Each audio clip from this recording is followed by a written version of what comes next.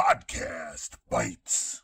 Dairy is a specific case. I am really not a fan of dairy. One of the things that we see on ketogenic diets, and this is what I see almost exclusively for people that gain weight on ketogenic diets, is it's the dairy causing them to gain weight. We were actually talking about this at dinner last night. Dairy is an interesting little sidebar here. I think you and my wife were talking about it by that point I was off doing the dishes, but you were talking about breast milk. Yeah, we were talking about breast milk. So dairy is extremely addictive for humans because it is the combination of fat and sugar.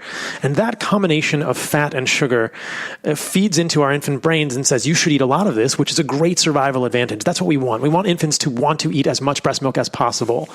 But when we combine fat and sugar, it short circuits the mechanisms in our brain around satiety. If you look in the animal kingdom, if you look in the natural world, there are no other naturally occurring foods that have fat and sugar, not necessarily sucrose, but fat and carbohydrates occurring together in them.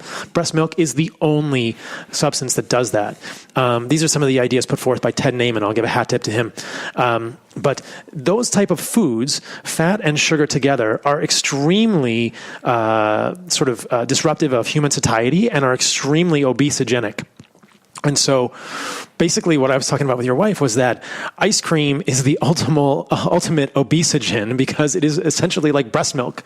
Ice cream. Breast milk is good to a certain extent, and one could argue that the development of the lactose persistence gene, or is it the lactose or the lactase persistence? Lactase. Yeah, the lactase persistence gene, that is something that evolved during the agricultural revolution or during the development and domestication of animals. But right. Prior to that point, humans had no need for it and didn't have a craving for dairy or milk or even the ability to be able to handle it until after that gene began to persist. It's an interesting story regarding that gene. There are other things in dairy as well which can short-circuit our satiety mechanisms, specifically casomorphin, which is an opiate-like compound in dairy, which is why cheese is so rewarding but not satiating. So what we see and what I've seen in clients and people I've worked with and other people in the carnivore community is that when they cut out dairy, they are so much better able to manage their satiety and sense their satiety for mixed meals.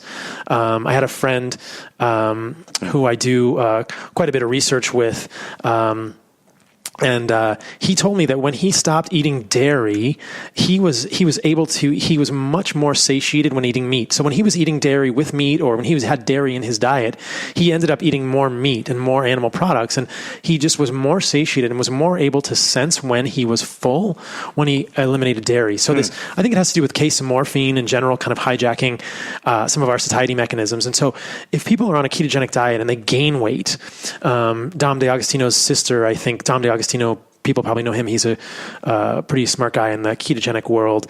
His sister gained a bunch of weight on a ketogenic diet, and I really believe that was due to dairy. I think that if you construct a ketogenic diet without dairy, you're much more likely to be successful in terms of weight loss with that diet. But I also feel like for most people, I don't recommend dairy on a carnivorous diet. I think there's other ways to get calcium, that there are no nutrients that we really need in the milk and the dairy, and that does hijack these satiety mechanisms. Okay. Avocado, motherfucker.